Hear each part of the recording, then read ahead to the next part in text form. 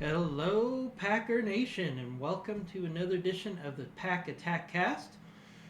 Hope you guys are still in a glow at the thought of the NFL draft in Lambeau. That was a magical experience. I wish I could have experienced it in person, although, I did watch all 3 days of the draft.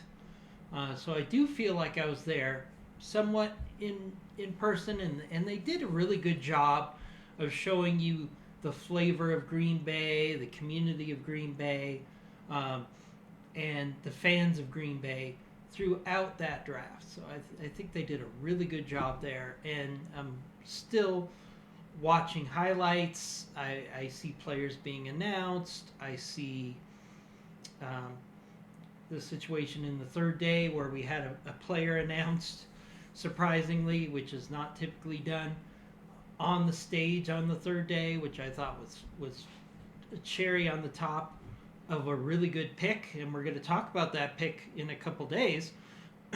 But today, I want to spend some time looking at the roster for the Green Bay Packers and how it might shape up in 2025 and 2026.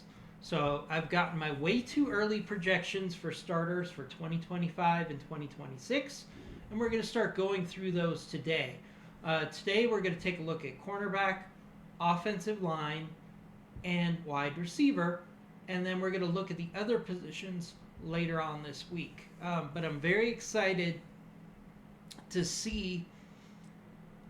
Sometimes you have to look at it on paper to see how much this draft plus player development is going to improve this roster. You've seen Brian Gutekunst talk many times about how they're counting on improvement on the roster in addition to draft picks. And if we take a look at this, I think we're really going to see it if we start looking at these players and how they fit into the Green Bay Packers roster, not just for 2025, but 2026. Now, it's very important that the Packers adjust their roster, not just in 2025, but planning ahead for 2026, because the Green Bay Packers are looking at some very important roster and salary cap decisions in 2026 that are going to really impact this team's competitiveness. And having the draft picks from 23, 24, and 25 become starters for 26 is really going to be a key to the success in 2026. So what we're going to do is we're going to start looking at the cornerbacks here. So let me share my screen. All right. So up here, we're looking at PFF here. I don't want you to focus so much on the grades because I think the grades don't tell the whole story here. Okay, the grades for PFF are important, but what's more important is getting the best players on the field, regardless of what the grade is. So that is how we're going to have the best team possible, most competitive team possible, is to look at the roster and put these puzzle pieces together to give us the best lineup we can for this year.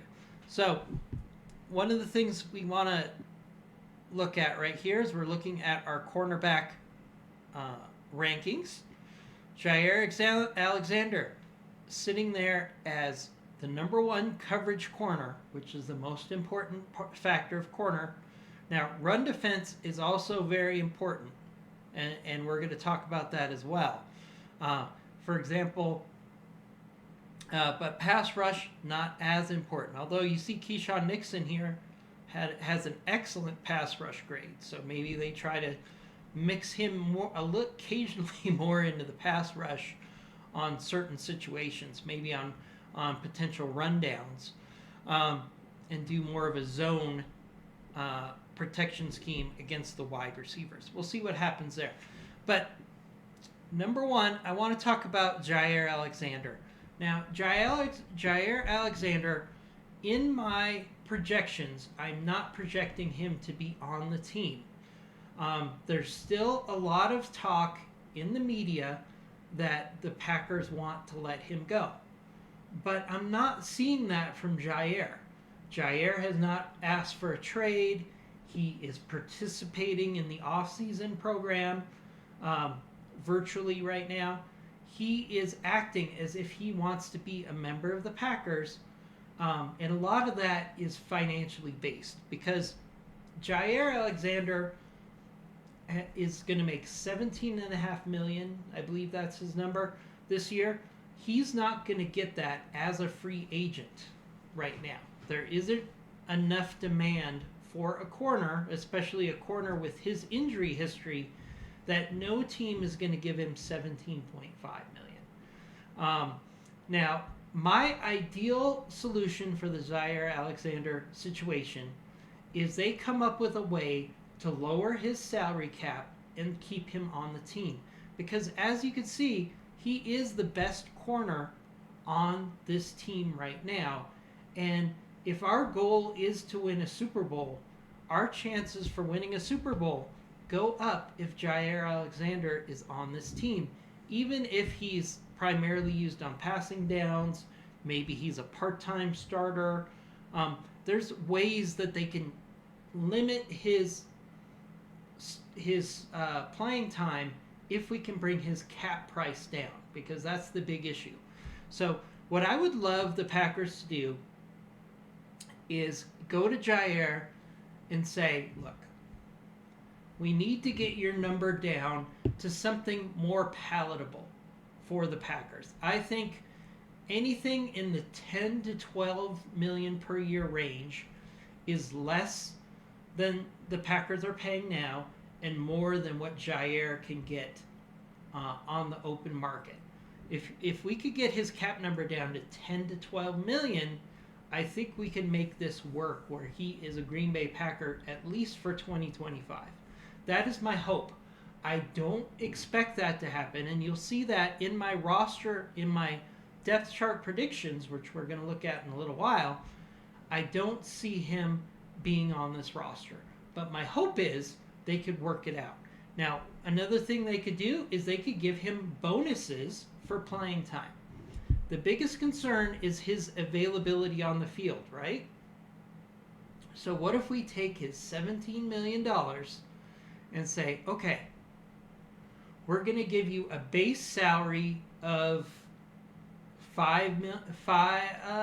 maybe 7 to 8 million a year.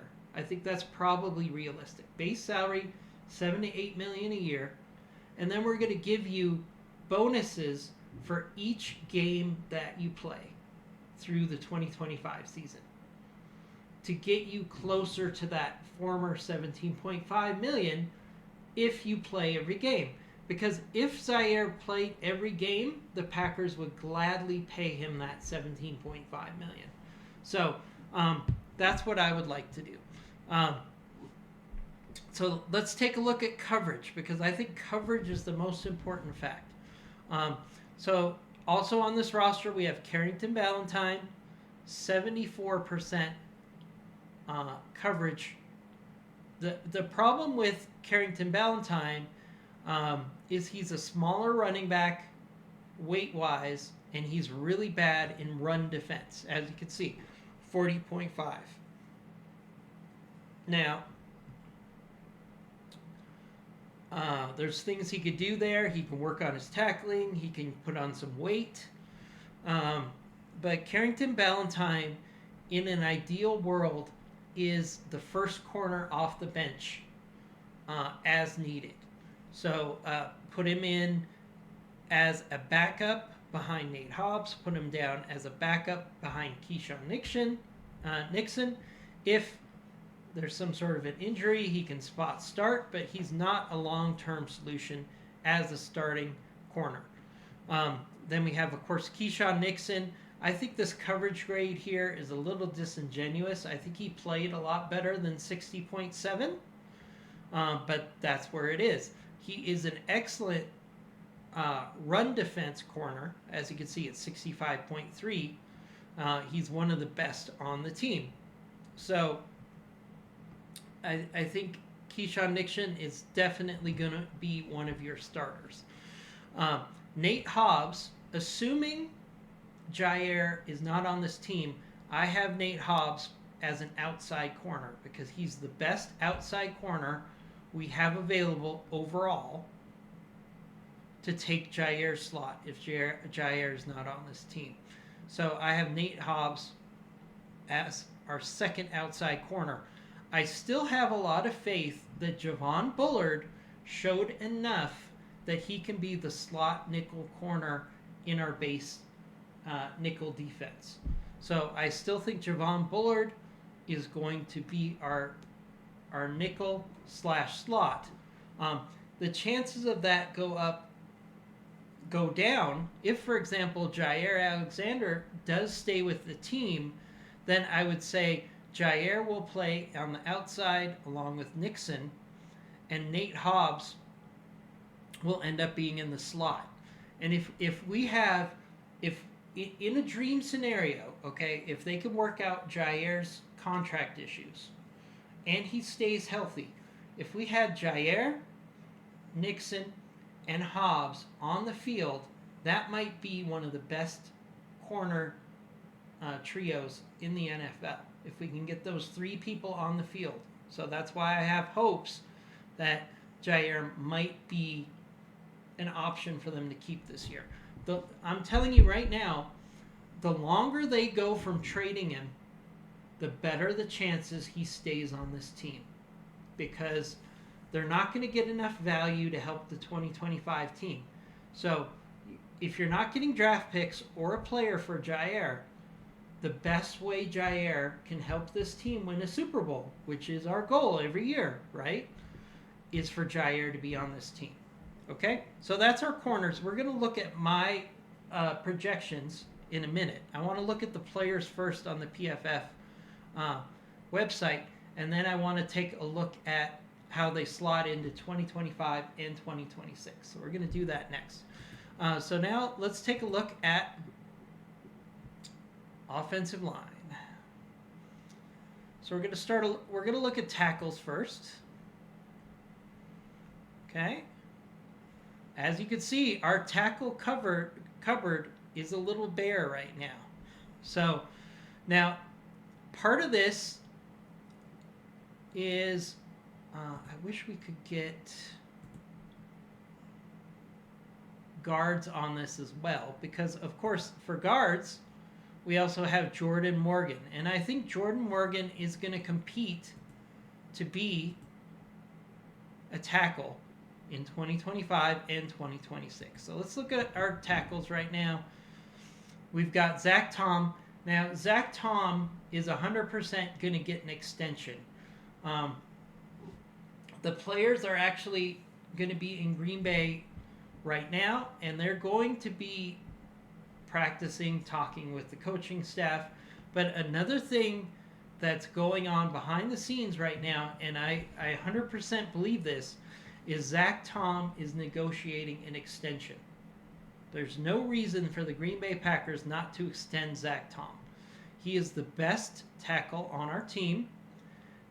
He's a younger player, drafted in 2022. He's going to be extended. Rasheed Walker is problematic because I don't think they could keep both Rasheed Walker and Zach Tom for 2026. The money just is not going to be there.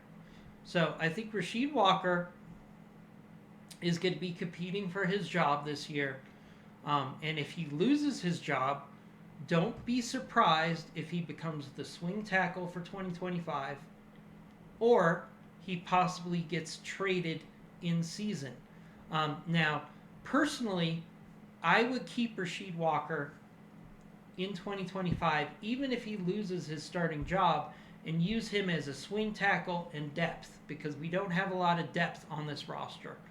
Now, Anthony Belton is a great developmental target, but I expect he has the best chance of playing guard in 2025. And John Williams is very much a developmental tackle right now, as you'll see in my projections. All right, so let's take a look at our guards. as well. All right.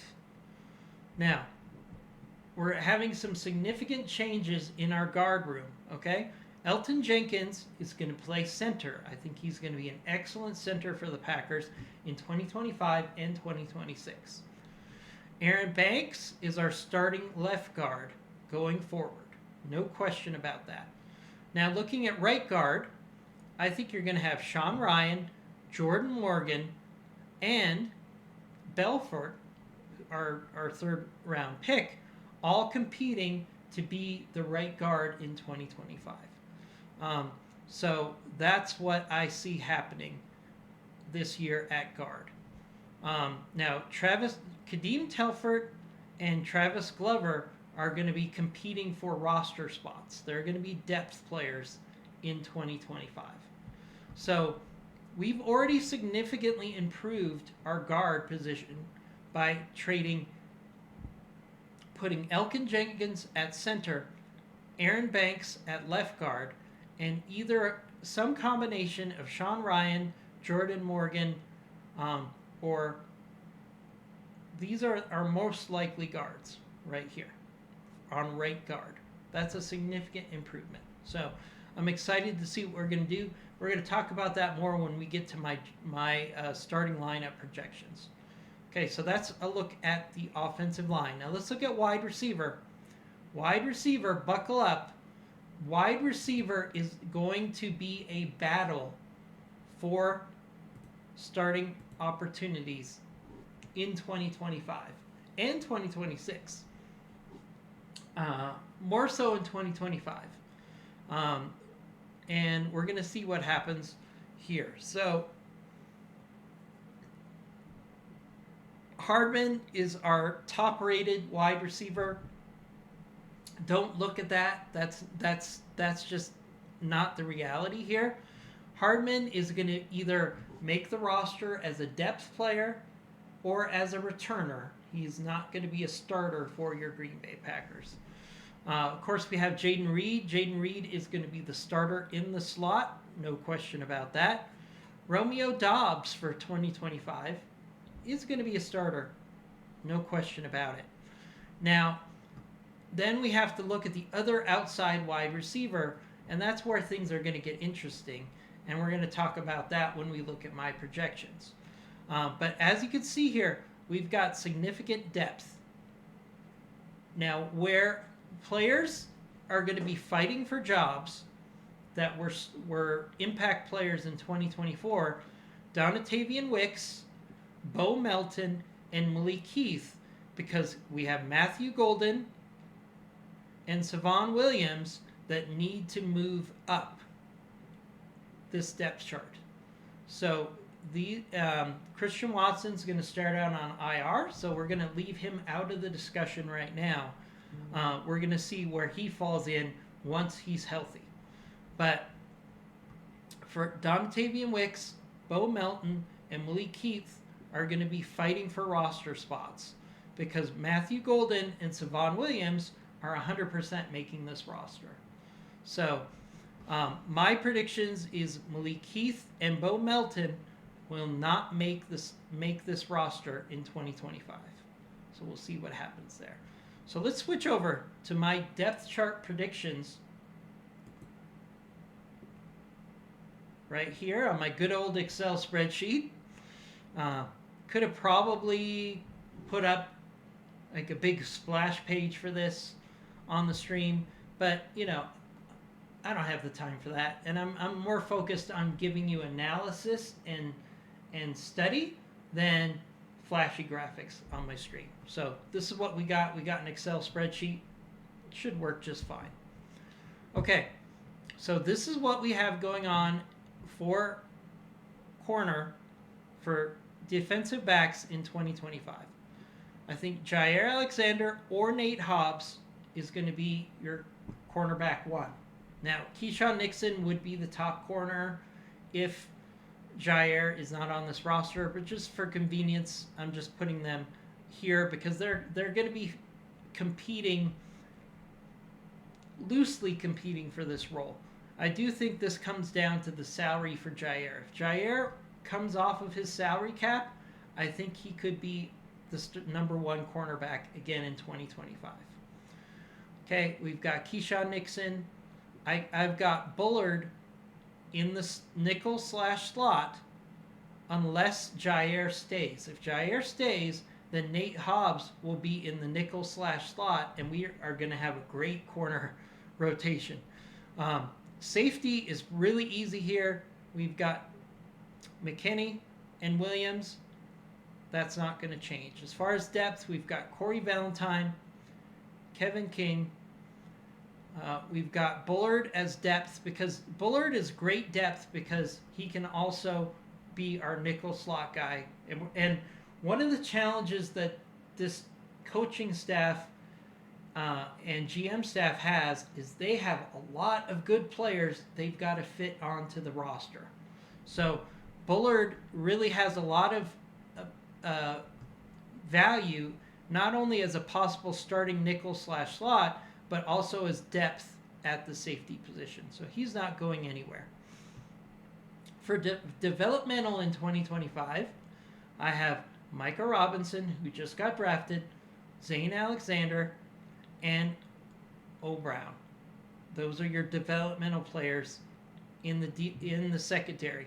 Now you're going to note we don't have a lot of development in the corner position. So I think next year in the draft, there's going to be some more corners selected for sure. Okay, let's go on to 2026. In 2026, Jair Alexander is not going to be a factor. So we're going to have Keyshawn Nixon, Nate Hobbs. We're going to have Bullard in the slot, nickel slot, unless we have a draft pick that takes that job. We're also going to have Kinney and Williams. And we're going to have our depth as well. Now here, we're in the corner room especially, we're going to have to add some depth. Whether that happens with our unrestricted free agents this year or with draft picks next year, we're going to have to develop depth for 2026.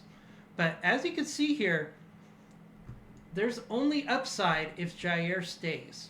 So I'm hopeful they can work that out. Okay, let's look at our offensive line predictions for 2025. I have Rasheed Walker and Morgan competing for the starting left tackle spot in 2025. I have Aaron Banks as the starting left guard, no question about it. Elgton Jenkins as the center. That's locked in. At right guard, we have Sean Ryan, Jordan Morgan, and Belton competing for the right guard slot. Those three players. Now, I'm going to tell you right now, Jordan Morgan, unless he's hurt, will be a starter on this offensive line in 2025. They will find his best position, and he will start. So, if Jordan Morgan ends up being your left tackle, great. If he isn't your left tackle, I think he's going to be your right guard in 2025. They need to get him on the field because he's one of their top 5 offensive linemen, barring an injury. Zach Tom is locked in at right tackle. For depth, we have Belton, Monk. So Belton, Monk, Sean Ryan, if he doesn't get the starting job at guard, Telfort, and Glover. And we have John Williams as our developmental player for 2025 on the offensive line. Now, there's a lot of depth here, but I think this is going to be settled in training camp. So we're going to have a lot of unsettled offensive line situations for 2025, and that's a good thing because there are some really good players here, and we want the top 5 players starting for the Green Bay Packers on offensive line. In 2026, far too early prediction, I have Jordan Morgan as your left tackle, Aaron Banks as your left guard, Elgton Jenkins as your center, Anthony Belton as your right guard, and Zach Tom as your right tackle in 2026. And we're going to have to add some depth in the draft next year for this group. Now let's take a look at our wide receiver predictions for 2025 and 2026. Don't look at these linebacker predictions. We're going to go through these next video. No cheating. So for 2025 at wide receiver, I have Romeo Doubs starting at outside wide receiver. I have Donatavian Wicks and Matthew Golden competing for the other outside wide receiver position. I expect Matthew Golden to win that job, but I'm putting it down as a competition for now because Donatavian Wicks is a proven player, and you never know. Donatavian Wicks this offseason might decide he's going to catch the ball, and he might put up a fight for that starting job for Matthew Golden. In the slot, we have Jordan Reed. Wide receiver number 4 would be Matthew Golden if Donatavian Wicks wins the starting outside job. Otherwise, those two would flip. But that would be your 4th wide receiver, either Matthew Golden.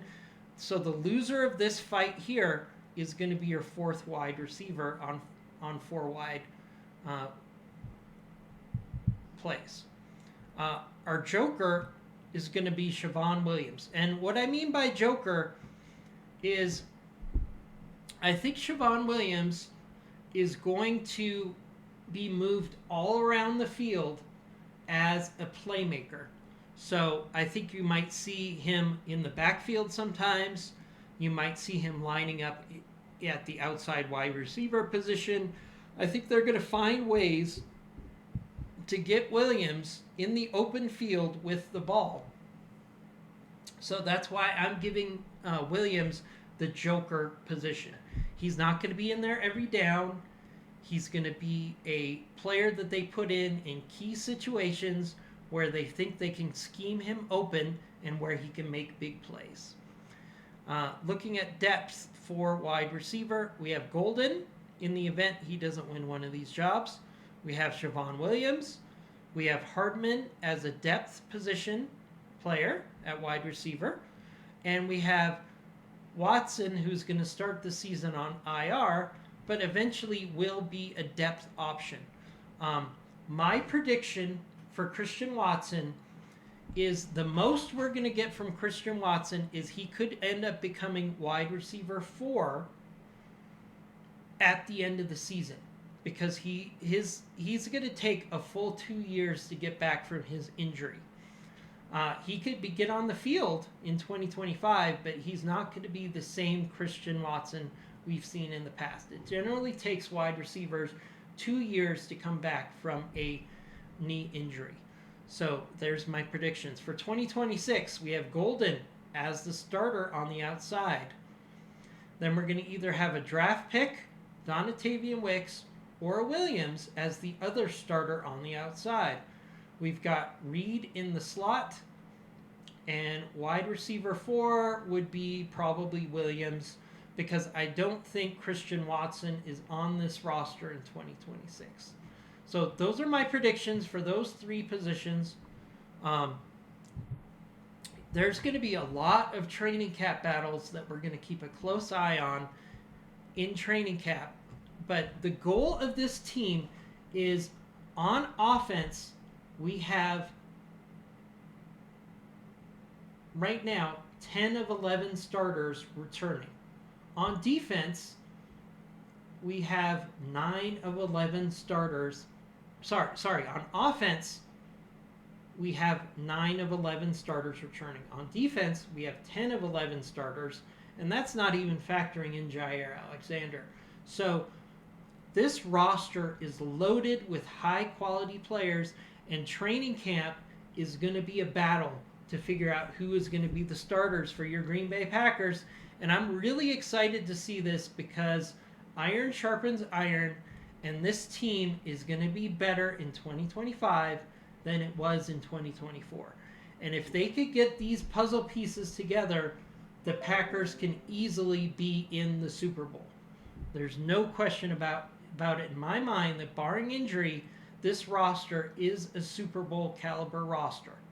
So we're going to look at the other positions in our next video, which should be up in a few days. As always, go Pack Go, and I'll see you next video.